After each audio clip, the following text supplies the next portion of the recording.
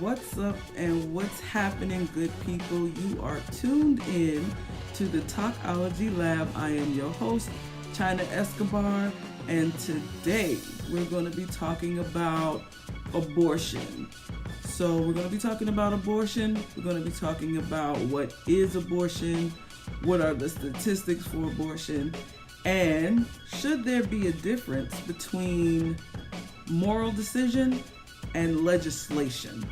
And we're going to get into that right about now.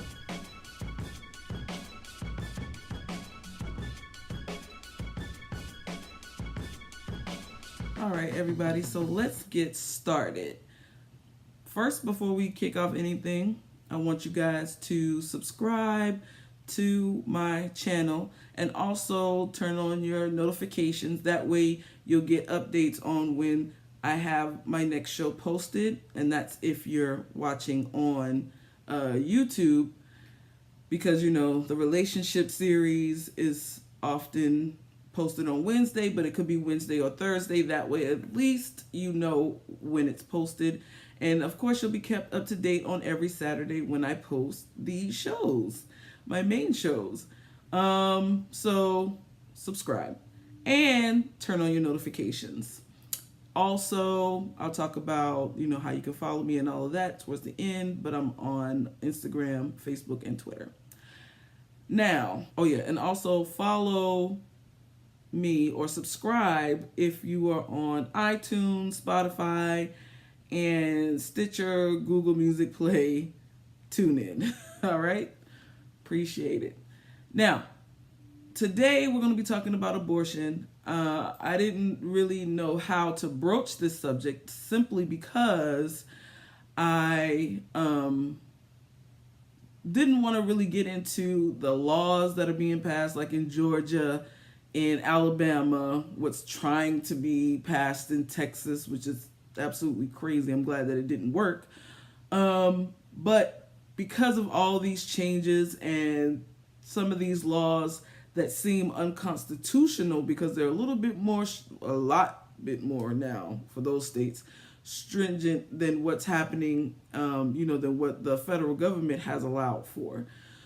A lot of times we tend to just hear the repetitive rhetoric and go along with whatever's being said, or we have some type of feeling towards this abortion one way or the other, and we don't know the exact statistics. We don't know the information that goes along with the decisions that we're making.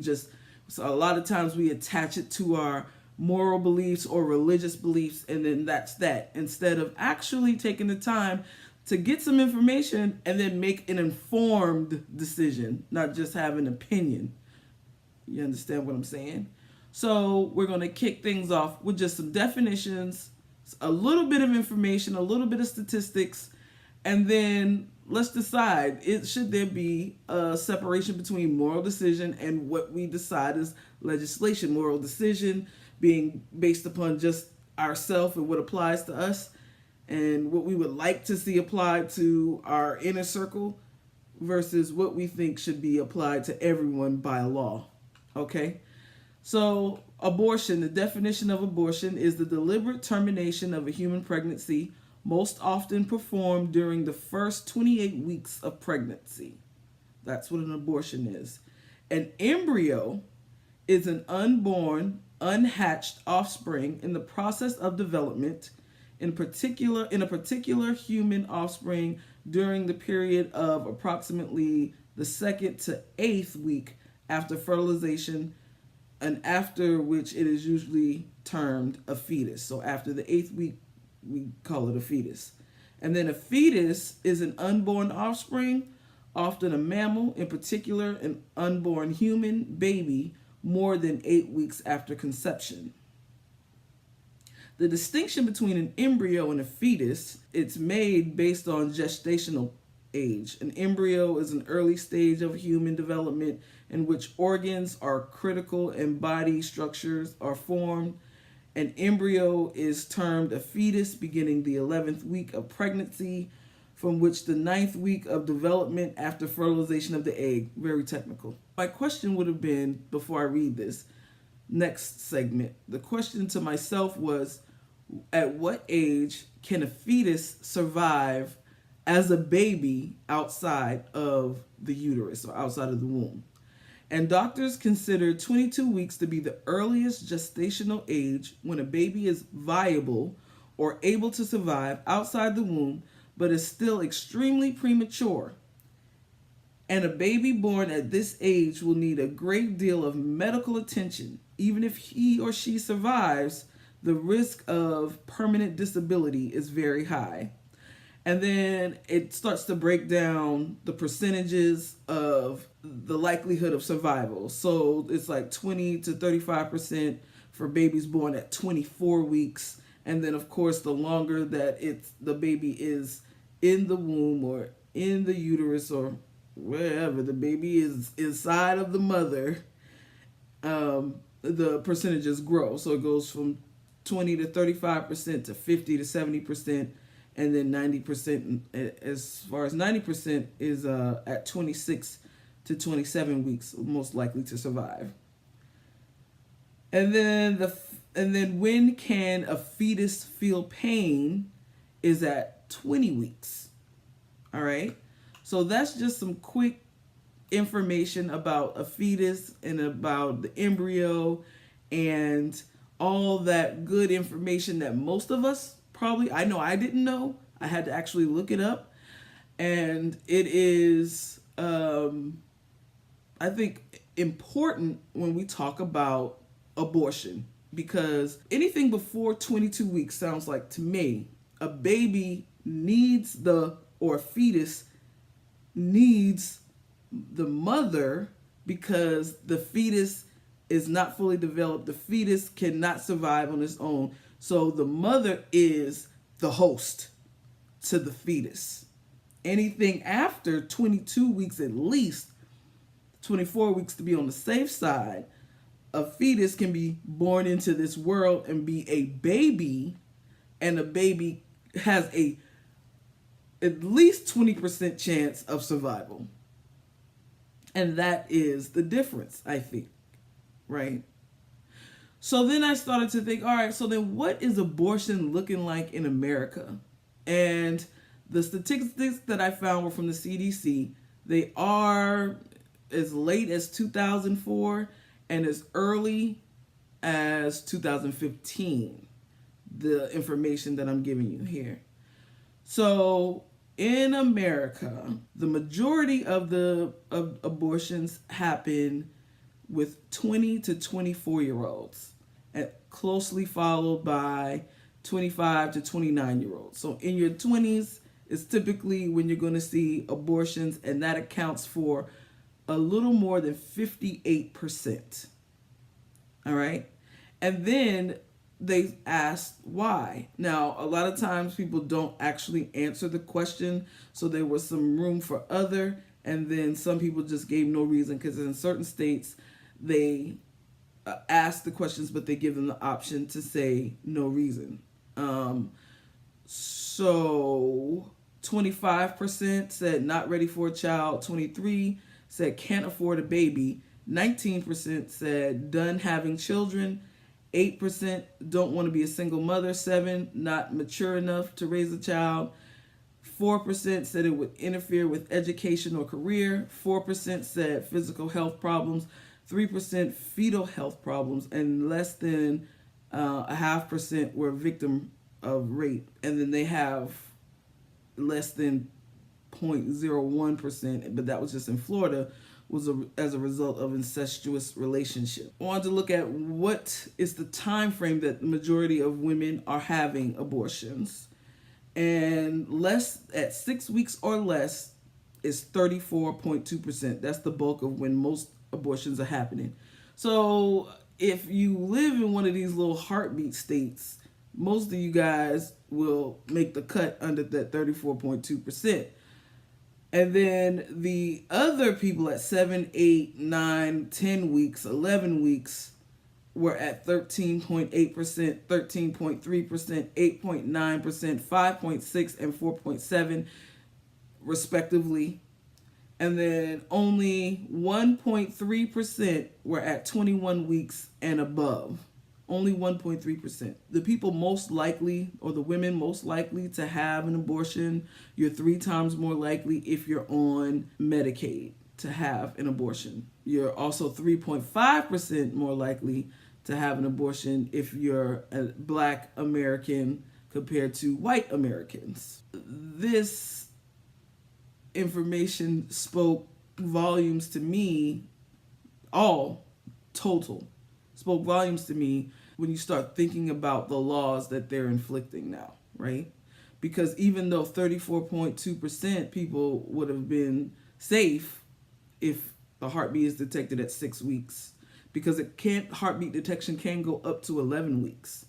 But I don't know if it's heartbeat detection / 6 weeks, or is it just at heartbeat detection. I didn't look too much into it because I was already against the bill.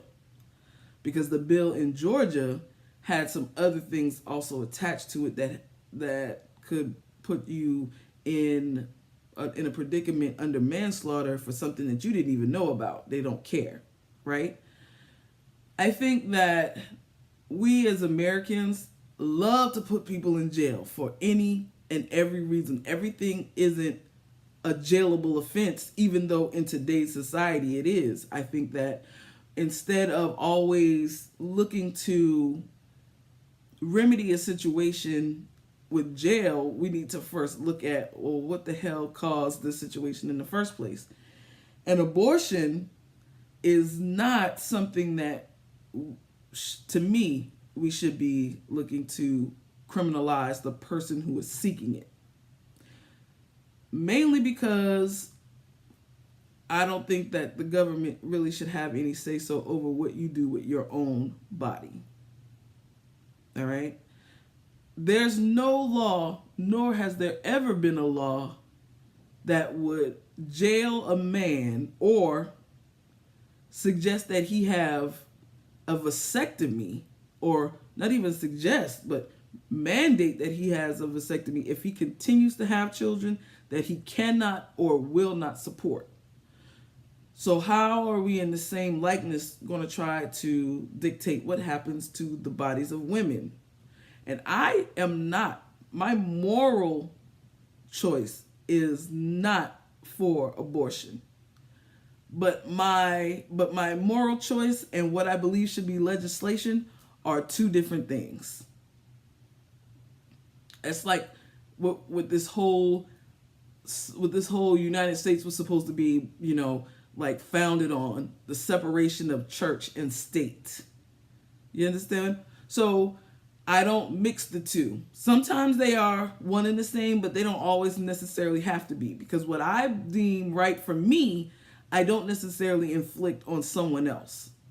You understand what I'm saying? Abortions in America and why it shouldn't be criminalized, because it's just another reason to stack bodies in a system that is getting cheap labor. Like, you putting people in prison is a business. That's money. You understand what I'm saying? It doesn't have to be. That's number one. And number two, you can't tell people what to do with their bodies technically, ethically, but the reality is we don't even own ourselves, because if you have a birth certificate and a social security number, you're still practically owned by the state. That's why they can make such a law, right? But the fact of the matter is, a baby or a fetus or an embryo is not a fully functioning baby until at least 22 to 24 months. So anything before that is really the mother's body. Because after that, she could have the baby and give the baby up. She could say, you know what, if this baby is supposed to be here, take the baby now. And if the baby makes it, great. I mean, just saying, that's really could be, or they could say, you know what, once you reach a certain amount of time, you have to keep the baby, and then you can give the baby up at adoption. My only question is, who would want to wait? Why would you wait so long to have an abortion? I don't know all the answers, so I'm asking, what are some of the reasons why women would wait to 18, 20, 21, 22 weeks, 28 weeks, 27 weeks, and say, you know what, I want this baby aborted. I do not want to have a baby. Beyond things such as medical reasons or psychological reasons or anything like that, where you cannot remain pregnant and adoption is also off the table. I want to know what those reasons are. And the thing is, I just want to know. It's not that that's going to make it more feasible or less feasible or for legislation to intervene, but there comes a time where we're talking about pro-life, but there's no real recourse or real action for people who are having kids. And why would you force someone to have a baby that they may not be able to take care of, don't want around, and all these other things that can happen? You say, well, they could just have the baby and give the baby up for adoption at the end of it. Well, if they, from the point that they knew they were pregnant to the time that they actually have the baby, never wanted the baby, sometimes I feel like you're still putting the baby in jeopardy in the womb. Why go through all of that? But when does someone's personal decision for their own body have to be legislated? That makes absolutely no sense to me. I still can't wrap my head around it. And even though I'm not even for abortion, that's not even my aim. That's not even my game. That's not my bag. That's not something that I get into. That's not something that I've ever had, nor would I have, unless, it was a medical necessity or that something was wrong with the fetus. You understand what I'm saying? But I still don't stand in judgment of women who make that choice. I just I have questions for women who make that choice. And that's just because I want to know and understand. But it has nothing to do with should they not. Because that's what makes the world go round. If you get what I'm saying, we are all not going to be the same. We're not all going to agree, and we don't necessarily have to. But when people start to say that if you have an abortion, that's murder. It's murder if the baby can survive outside the womb. I definitely agree with that. But if this fetus is basically living off of the host and the host doesn't want to be pregnant for whatever reason, if you can't put a mandate on men getting women pregnant, there should never be a mandate on how a woman chooses to rectify her situation as well. Yeah, we got laws for child support, but life is more than child support. You can make a man pay child support or put his ass in jail, but that is not enough for a child. Even men, and even then, the minimum is only based on minimum wage, and minimum wage ain't nothing but if I could pay you less, I would, but the government says I gotta pay you at least this. That's what minimum wage is. And then you get a percentage of that and give it to a kid. And then if a man is like, you know what, that's all I want to do, I don't want nothing to do with this kid, that life is more than just money. You can give all the child support in the world, but if a kid gets sick, a kid has to get clothes on, a kid needs to learn and be educated and taught. And I'm not even just talking about sending them to school, because a lot of people just get kids, put clothes on their body, put food in their stomachs, send them off to school, and that's that. And life is way more than that. Look around and see the product of just getting by or just giving the kids stuff. Listen to art. It'll tell you what we've done wrong. Art is a reflection of reality. Music is a reflection of reality. And if you don't get that part, man, you are totally lost in the whole grand scheme of things. People are out here voting on being able to tell people what to do with their bodies. They're only dealing with the symptoms and you're not dealing with the issues. I just read to you the damn issues. because we're having little humans, and you're not putting anything inside of their heads, inside of their bodies, inside of their minds, giving them something to put their feet down firm. Because when I looked at the number of abortions, and then the fact that many women, 56% of the women who have abortions have only had an abortion once. But there are women who've had abortions 3 times or more, because some women are there are some women who look at abortion as a form of birth control. And then there are 51% who use birth control, and they still, 51% still got pregnant, because there's no contraceptive alive or made that is 100% effective. They have failure rates. Okay? So you have people who do the things to try to prevent pregnancy. They still end up pregnant. And so you know what they say? I cannot have a baby in this moment. I need to get an abortion. And they do. Some women say they don't want to have a baby being single. And it's not just the singleness. It may be the fact of who they got pregnant from is probably not going to give them any help. And any single mother out here knows how hard it is to raise a kid. It's hard with 2 parents involved. And then you want to complex it by a man who don't even want to be involved. Because guess what? Nobody tells somebody that, you know what, you had this kid, you made a kid, sir, you need to come take care of this kid, let this kid live with you, and you need to raise it. I've never heard anybody say that. You need to raise this son. You need to raise this daughter. You are the daddy. Be there. What kind of daddy are you? You don't want to take care of. I mean, I hear it, but I'm talking about in a way that sounds like you're the dad. You're supposed to raise the child. You're supposed to nurture the child. Everybody thinks that that's the mother's job, a mom. So if a mom has a baby, a mom has to raise it. She's the one. So if you're giving her all of that responsibility, then she's the one who should be the decider of whether she keeps a fetus or not. You can't be double-minded. A lot of people, y'all want everything to bend your way. I want to be able to do this on this side, but no, I don't want to do it on that side. Nothing in this world works like that. This is called balance. You do something on one side, you got to do it on the other side. You cannot put all the responsibility on the woman to raise the kid, but you can't make that decision on your own. You can't make that decision on your own. You can't make that decision for yourself. We're going to let the state make that decision. And unfortunately, the majority of the people who making those decisions are men who can't have babies, no way, will die trying. How many more men gonna die trying to create a womb for a man? You'll die from this day forward trying to do it.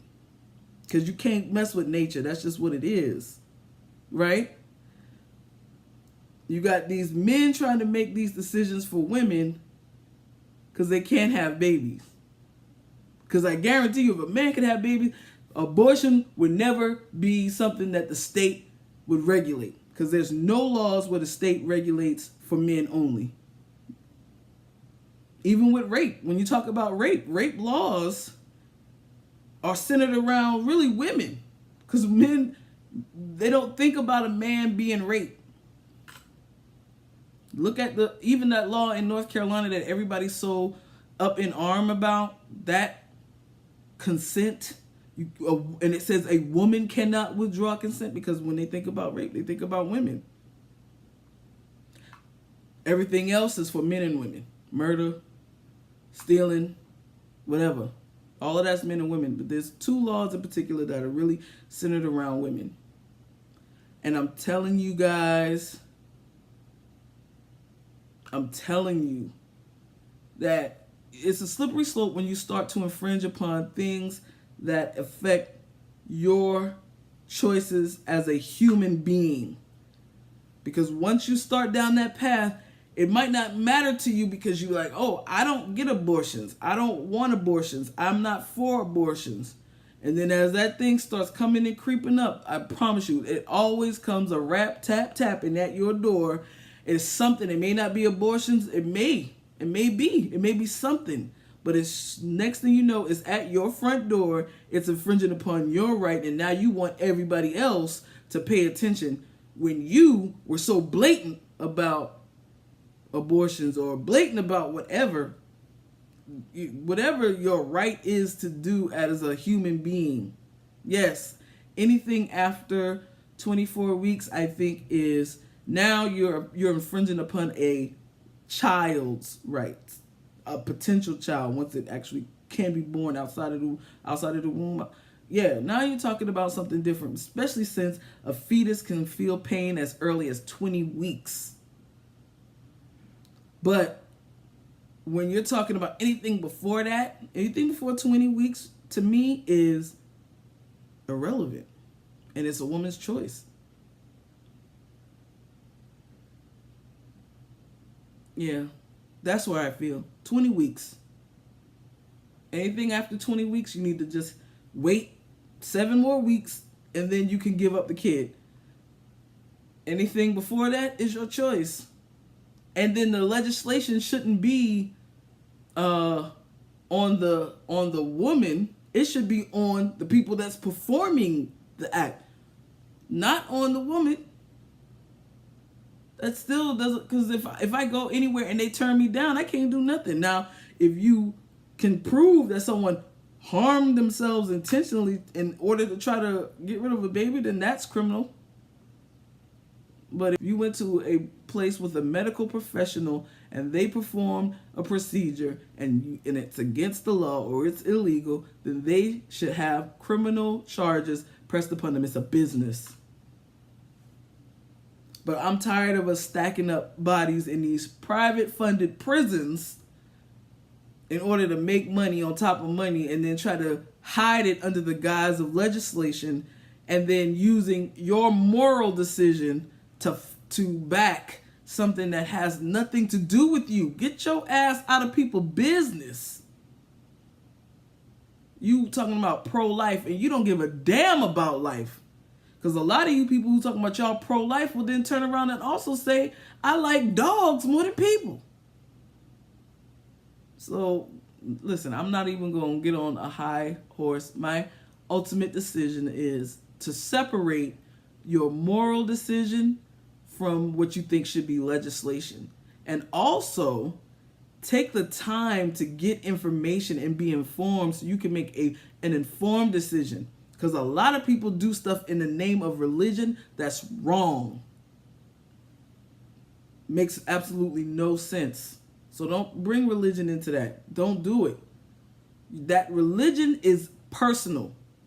So keep it personal. All right? That's my opinion. That's how I feel. How do you feel? You can leave your comments down below if you're watching on YouTube. But if you're listening to this podcast, you can also go to the website or you can go to one of my social media platforms and leave your opinion. You can follow me, all right, on social media. I'm on Instagram, Facebook, and Twitter. It's at the Talkology Lab. And you can also, like I said, go to my website and leave your opinion there at www.thetalkologylab.com. It's below. And I want to thank you guys for tuning in today. This was a pretty heavy topic. I know I probably went a little bit longer than I normally do because I just wanted to get that out. I want folks to kind of like just think for yourselves, for real, not listening to empty rhetoric. You know what I'm saying? And also tune in every Wednesday or Thursday to check out the relationship series, every Saturday to hear my main topics. And if you guys have any questions or comments, you can leave that. If you're on YouTube, leave that in the YouTube comments or send an email through YouTube. Or you can, like I said, go to my website, do that there, or go to my social media platforms. I want to thank you again for tuning in to the Talkology Lab. It's your girl, Chyna Escobar, and I'm out.